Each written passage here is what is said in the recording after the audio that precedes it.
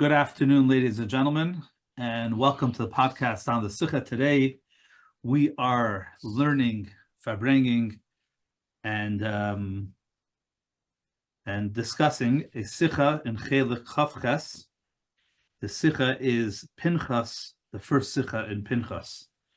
And just a sort of a little introduction into the Sicha, the Rebbe is talking about the idea of inheritance interconnected to the B'nai Slavchad and connected to a Rambam, and without stealing the thunder, but really a fascinating concept which we're gonna discuss.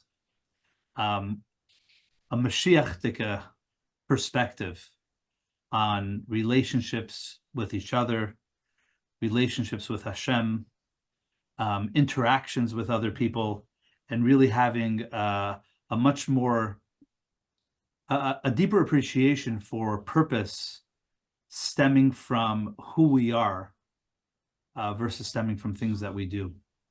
But before we head into that, a little bit of background, a little bit of context, what's going on over here, what's happening in the Parsha, what's happening in the Rambam. Moshe, we'll go over to you, and let's set this up. Okay.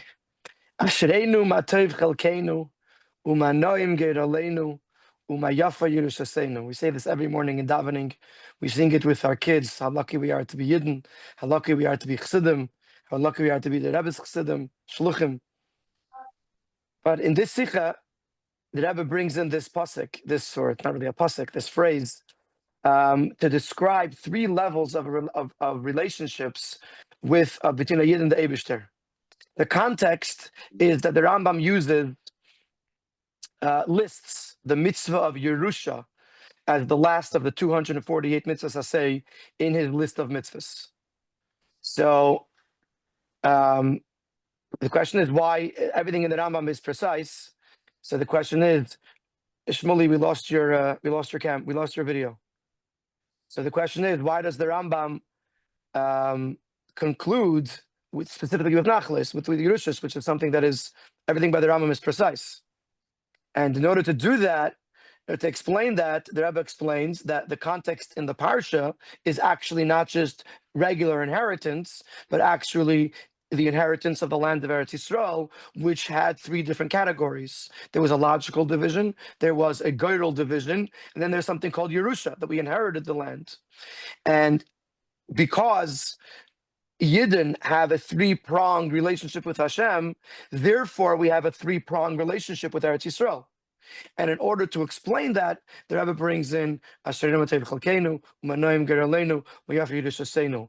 to be very concise, Chelkeinu represents a logical relationship, something that the Yid below does that earns him a relationship with Hashem.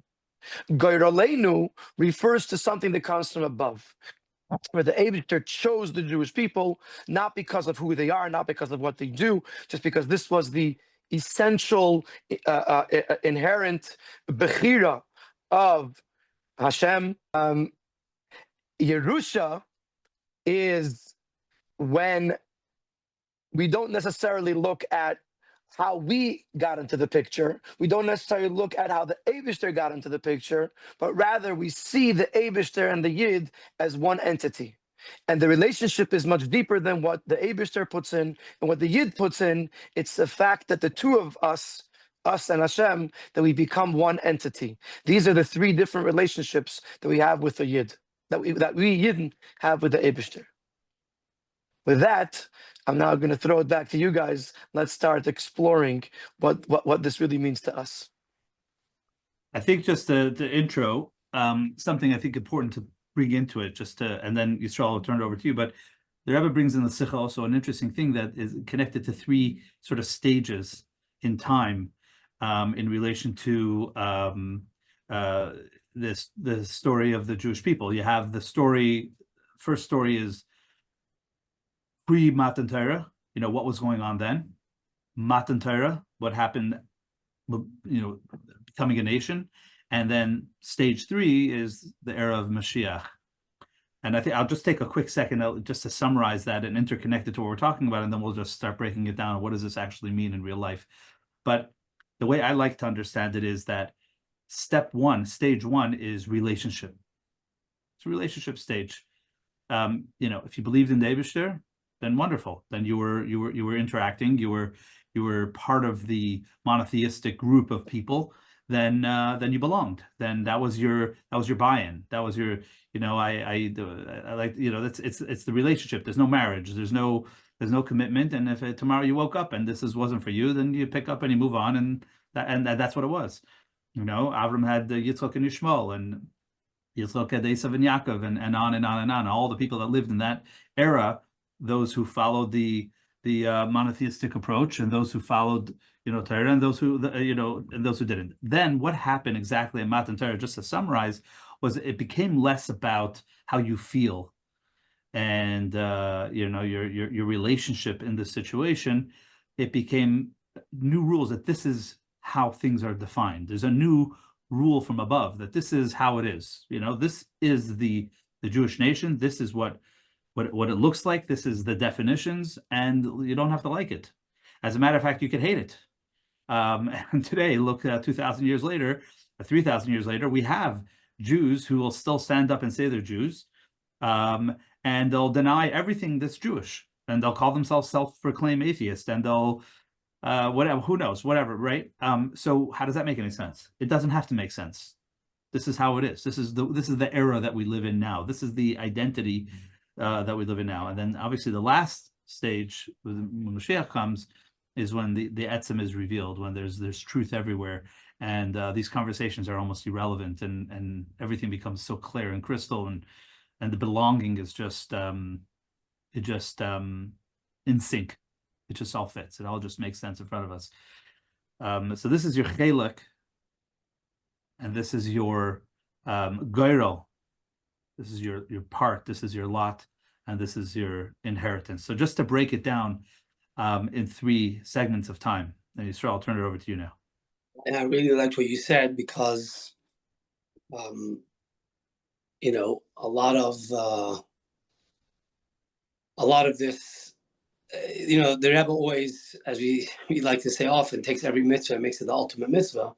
And here you have a mitzvah of inheritance, and suddenly this becomes the ultimate example, which is why it's the last mitzvah in Rambam. So one thing just on a very basic level, when you learn Chassidus, we always speak about Bechira, the fact that Hashem was chosen. That's like the ultimate, that's the ultimate level of connection to Hashem. And here, what's novel in this Sicha is that that's actually not the ultimate connection. There's a higher connection. And I was struggling a little bit with it until you said so well to explain the difference between when Mashiach will come and now. And to me, it's very easy to understand, is that now we do live in a space where listen, Yid is chosen, whether you like it or not. You know what I mean? That's just the reality.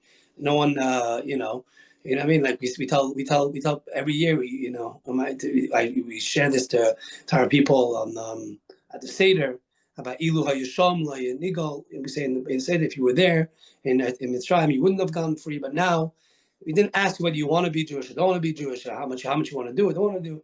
Hashem chose you. You're in on this. Just all right. That's the ultimate approach, which we can talk about a long time. But the fact that there's something higher. What is that higher?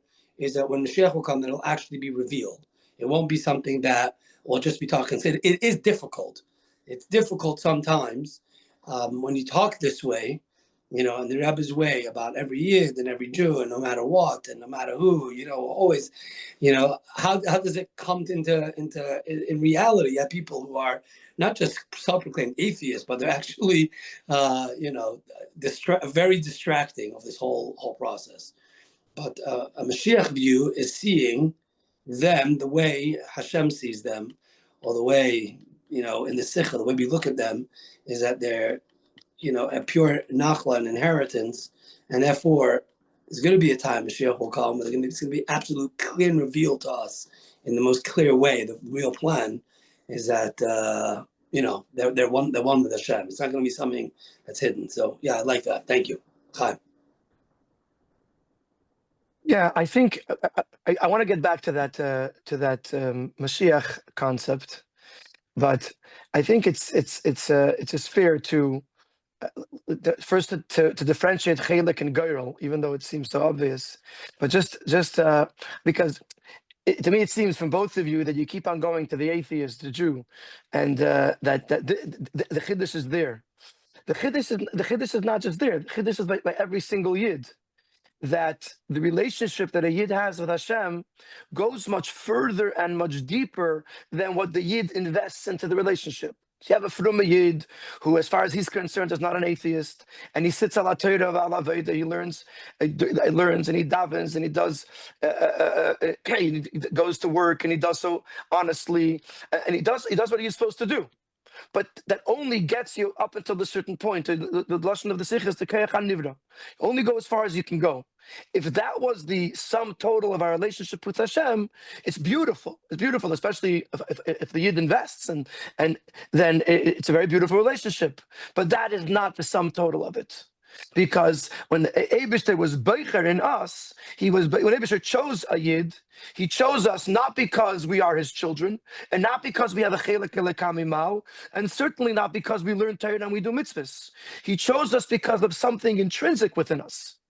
And therefore, that tells us that whether it's an atheist Jew or whether it's a holy tzaddik that is doing everything he's supposed to do, his relationship with Hashem far surpasses everything that he has done or everything that he has earned. It's a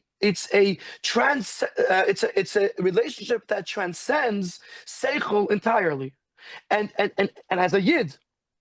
Not just when we meet a Yid in the street and we say, oh, he looks like a Brias Ba'alma, he looks like a very basic person, so we have to say, oh, I should love him because Hashem chose him. It's to understand a Yid. What is a Yid? A Yid is not just a Yid because of Torah mitzvahs, because someone who does Torah mitzvahs. A Yid is a Metzias in which there is the Bechir, the choice of Hashem. And that is an incredible concept. It far surpasses the transactional or the logical relationship with the Yid. Once we realize how much higher Goyrel is than Chelek, then we can try to explore what's Yerusha. What is the ultimate level? And the fact that Shmuley brought it up and you brought it up, Yisrael, this concept of the Asad Lave, even though it's the Rebbe goes back and forth between Asad Lave and Gemaru Shleimus, because I don't think the Rebbe wants us to wait until after Mashiach comes, but it certainly is a Mashiach reality. Where and I'm going to leave it to you guys to explore it. I'm just setting the stage. Once you appreciate Geirel, the relationship that a Yid has with the Eibishter, that makes absolutely no sense. It's not about a logical relationship. Now let's figure out what's Yerusha. What is the ultimate relationship with Hashem? Something that we can't really fathom if not from a Mashiach glasses. Let me try and break it down a little bit in the pieces. Step one in our relationship with Hashem, and you could also say similarly in our relationship with people, is transactional. And let's just break that down for a minute. You know, you say to someone, you give tzedakah, and these are the rewards. You feel it in your heart when you do something right, and you're asking the Eibishter, to return the blessing for you, and to return that, and even if you don't say the words, and nobody should feel guilty for feeling this, because the Torah tells us that all the different schar for various different mitzvahs and things that a person should do are segulas or whatever they may be, but they're transactional, or the learning that a person is doing, and whether they're learning lishma or this or whatever, or all these things. So all these interactions, and then bring it over to the personal experience. Our interaction with another person. What do you do for me? Why do I need you in my life?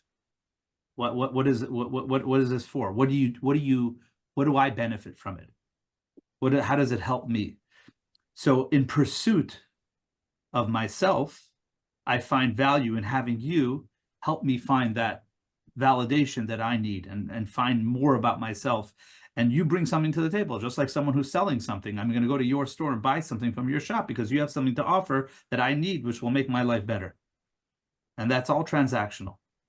And that is the way of the world. And that's day-to-day Maso matan, that's day-to-day business. Buying and selling is business. It's the way the world runs. And that's very, very much the perspective of spirituality in the world as well. I don't know, I don't want to throw out percentages, but I think it's a fair thing to say that people engage in spirituality and engage with God very often in a reciprocal type of hope or prayer, and however they're expressing that, for hoping for a better outcome. And they should have a better outcome, and they should have all the brachas that they need, and they should have, in harchava. That's to break that down in a sort of a little bit of a psychological way. I feel like we're trying to earn our worth. We're trying to pursue things, and these are all the experiences that we're doing, and we're looking for those expressions of self in all the things we're doing in validation of our identity, to complement our identity. This is who I am. You hear my podcast, you hear my thing, do you hear my share? Do you see what I'm doing? Do you see and I'm bringing all these pieces into me to help build me up. This is who I am. And that's really how the world works. So Yeah. It's the easiest way for us to relate to it, because that's how we relate in our day-to-day life. Of course. And that's what we relate to the Eibishter. And that's what relate to our identity. Who am I? Who's Shmuley Nachlas? Who's Moshe Legrari? Who's Yisrael? Oh, you want to they'll tell you all about me. You want to know what I did and what I do and all the things I did. And we keep pursuing and looking to acquire things.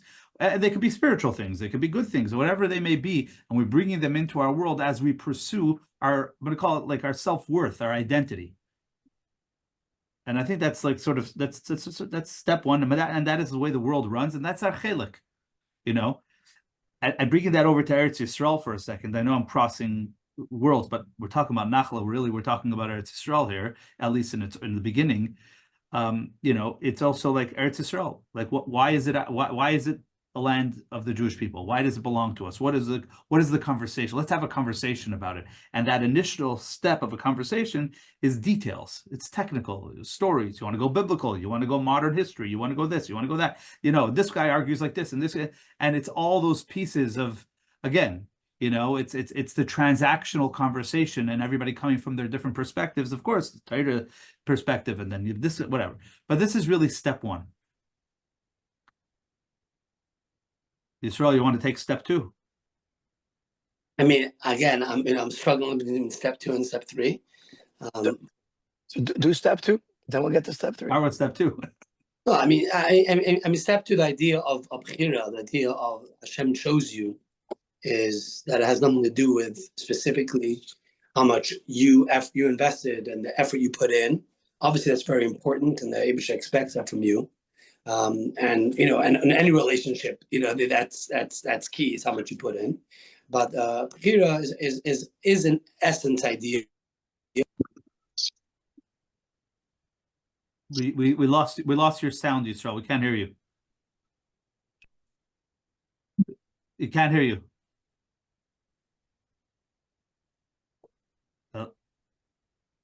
We lost Yisrael, so I'm going to pick up where he left until he comes back in a minute.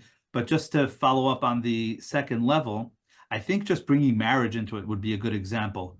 When a person starts that dating process, it's very transactional. What do they bring to the table? What do I bring to the table? And as you, God willing, graduate into that relationship, it becomes less about what I get and less about that transaction.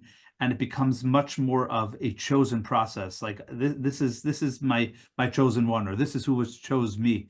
And it's a much more humbling process. It's less about me, and it's more about being chosen by my spouse, and me playing that role in that relationship because that's who I am.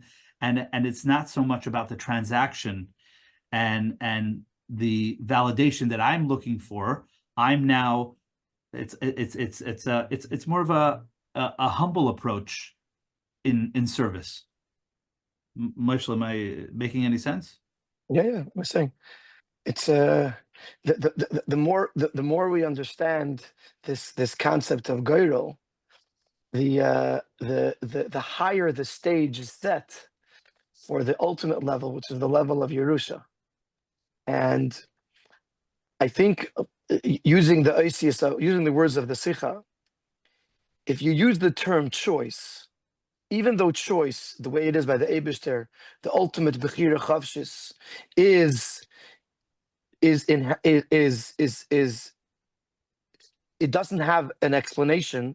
You're not choosing something because of the qualities of the thing being chosen, but solely because this is the desire of the chooser, in this case, the Eibishter, but there's still a choice being made, which is, you can't choose yourself. When I'm making a choice between this or that, you can't be boicher in yourself. It's impossible because that's not bchira. That's me. So there is an aspect of a yid that's not chosen. It doesn't need to be chosen by the Eibishter in order to become, in order to be something. It is the Eibishter, kavayachol. In other words, are you talking about the second level? No. I moved into the third level. Wait. Finish a second. Sorry. Oh, Finish the okay. good part. What does that mean in relationships with Hashem and in relationships with people? What explain the girl of the second stage? The second stage is, and I sort of touched upon this earlier, but the second stage is a supra rational relationship with Hashem. That the fact that I'm connected to Hashem is not logical. It's not based on something that I've done. It's not based on who I am. On the fact that I'm a child of Hashem. It cannot be explained. Just that we don't understand the Eibishter, we don't understand. We understand that we can't explain why did the Eibishter choose this. And all this is being said in a negative context. The positive context is that our relationship with Hashem transcends logic. It is so deep, it is so real. Right, I think that everybody understands that as much as we want everything to make sense, everybody, even who makes sense, understand that things that don't make sense. You know what I mean? That's the limitation of the not making sense. You know, that even within the things that are beyond seichel, right, that are beyond what we understand in our relationship with Hashem specifically, right? Everybody understands that sometimes I do it because I want it and it makes it good for me and it's good for my personal growth and with I use the word transaction. And other times you do it because it's good for Hashem and Hashem wants us to do it, then do it beyond. Similar to what we spoke last week about Vani Erev B'Soinoi, that sometimes we experience adversity and actually it's meant to lift us up. In other words, if our relationship with Hashem was logical, then as soon as we hit a bump in the road, as soon as we hit a challenge, we shut down. But if our faith in Hashem and our relationship with Hashem transcends logic, then when we experience something that in our mind makes no sense, we lean into a much deeper element of our relationship. It actually lifts us up. On a transactional level, it makes no sense that this would happen. But on the ultimate relationship, again, of Geirul, where it's not based on logic, then whatever Hashem is doing is for our good. And whatever Hashem is doing is the right thing to do. We don't get it. That's on us. But it doesn't change the fact that I'm still connected, and maybe even in a greater way connected to Hashem. Right. So if you stopped right there, you have two ways of serving Hashem. One is transactional, which is Al Piterda, and it's very nice and it's transactional, and interacting with the spirituality and the benefit of that type of living. And the second one is sort of a top-down perspective, but appreciating that I'm just I have bittul and it's the Eibishter is so much greater, and there's a huge belonging connection because of that, and this is what I got. This is amazing, and it's like winning the lottery. What did I do for this? Nothing. I feel humbled that I have such an opportunity. Literally, the word of Girdle is you won the Girdle, you won the lottery, and because of that, you appreciate the lottery that you won. End of story. So, versus the business that you build and the money that you invested, that's transactional and everything you did in order to get there. So these are two pillars of almost like, I don't know if that's fair to say, because it doesn't say in the Sicha, but, Ava and Yira, there's like different types of relationships. One brings to more sort of sense of worth and identity. And the other one is more from a bittul perspective. And, maybe you feel a little humble because your presence is not brought out in it, but these are two beautiful areas to complement our relationship with Hashem. Right? Good. Now we go to level number 3, which is, of course, what the Rebbe always does, take us over the top.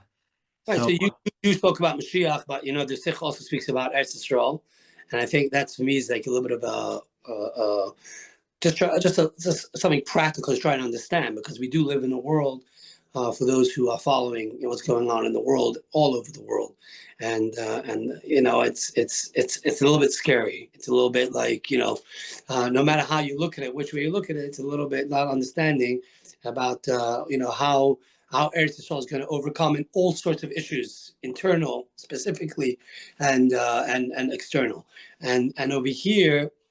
This is the point over here, that if we can appreciate that, if we live our life on that third level, which is that we are inheritance of Hashem, then we get to experience Eretz Yisrael also as an inheritance of Hashem, and there's nothing that can touch it, and nothing can get in the way.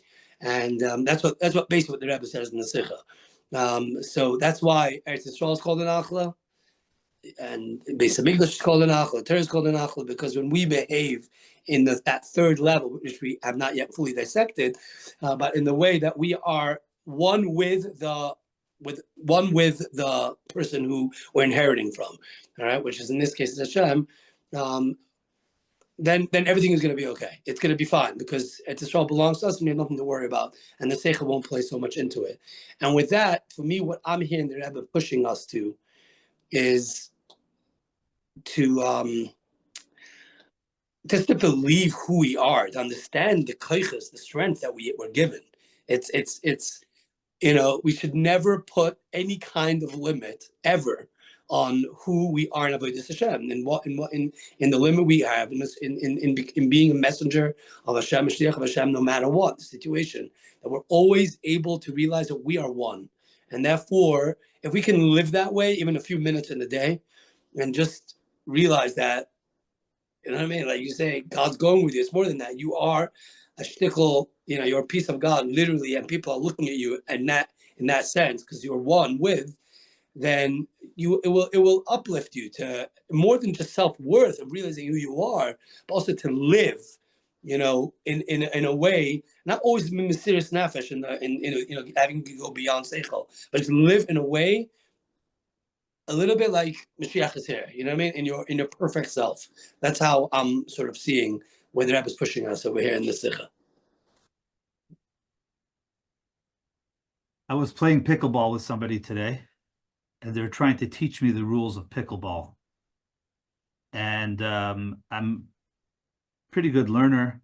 I'm trying to understand it. And then I mean, hitting the ball back and forth. The biggest thing I was struggling, I think, was with the rules. I said my problem is, like, if we play basketball, it's me. I don't have a problem. I know all the rules, and I don't even have to think about it, what to do, what not to do. Here, every time I'm hitting the ball, I'm thinking, is this the right thing to do? Am I supposed to hit it like this, or I have to wait for this, or this rule has to bounce first? And I said I could only really start playing once the rules are in my mind. I don't have to think about it already. It becomes me, and becomes me. Then I could start perfecting my game and getting better at it. And I think that just using as an example is where we building from. Are we building from a perspective of the game and the details, or is it us? And once it becomes us, we could build out from there. It's not a performance worth, it's the self-worth. It's not here we're asking for, and back to Eretz Yisrael, and what we said before, it's not about all the conversations and the pros and cons of this argument back and forth, and internal and external, and and all these difficulties that we're going through right now. The moment that we become one with Eretz Yisrael in a way that's inseparable, because it just is Bnei Yisrael, Eretz Yisrael is one thing, then the conversations are sort of, I think, more for entertainment purposes. They really don't have any relevance to practicality. There's nothing. It doesn't really matter. Beautiful. So, my take on the Yerusha, I'm not disagreeing with anything you said, Shmuley. And you mentioned something before about the lottery, and it was very interesting how the lottery is something that is undeserved, so to speak, or something that's unexpected. So it reminded me that in general in Chassidus, when it talks about this two Eifanim, either the where you serve Hashem from your own perspective, from below, or Hashem brings down the Isarusa de Leila, the flow of energy from above. Each one has a downside. When it's your avodah, it's limited to your avodah, only as far as you can do. You can't go further than that. When it's something that comes from above, it doesn't permeate you. It doesn't become part of you. It's something that Hashem dropped down like Pesach when he went out of Mitzrayim. So it was Nigla Le'eh Melech Malachim Lachem HaKadosh Baruch Hu. There was a major revelation.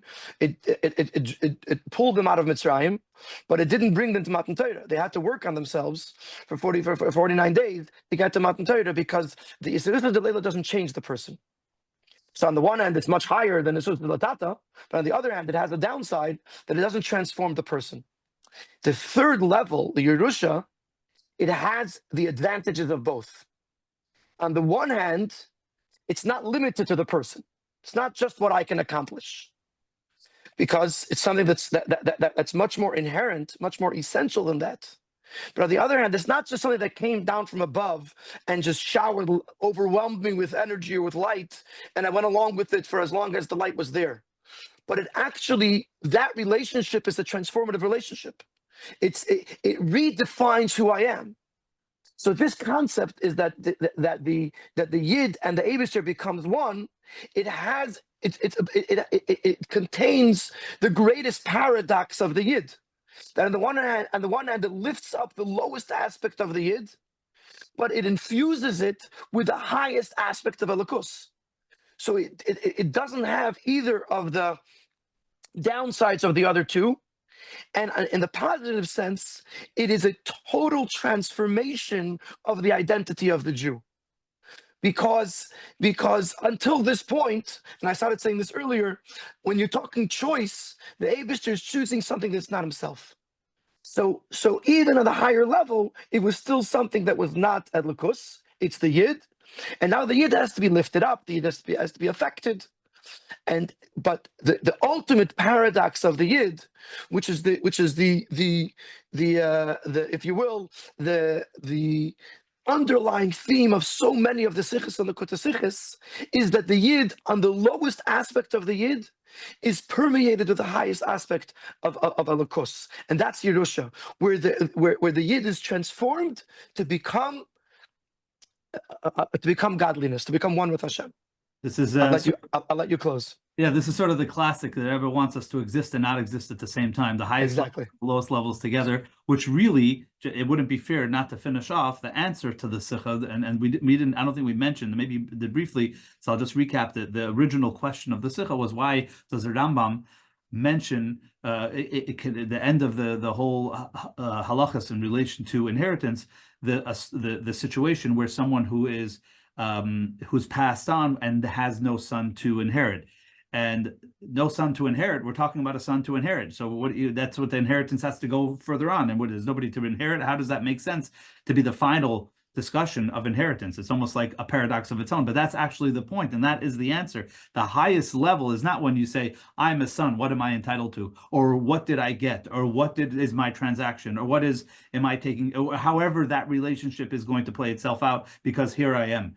There's the son that is, there is no son that is there to inherit, is a representation of this paradoxical level of existence and not existence at the same time, where there's the son, but there is no son. There's the inheritance, and it's really the inheritor standing in the place, the inheritee standing as the heir, standing as a representation of the inheritance, and that's who they are, and that's an essential representation, which is I know I'm sounding lofty here, but it's a sense of belonging, existential belonging, nothing to do with transaction, and nothing to do with back and forth, and nothing to do with pursuing identity. It's just who I am, and there's no conversation to be had about it. That is a reality of a visual reality of truth,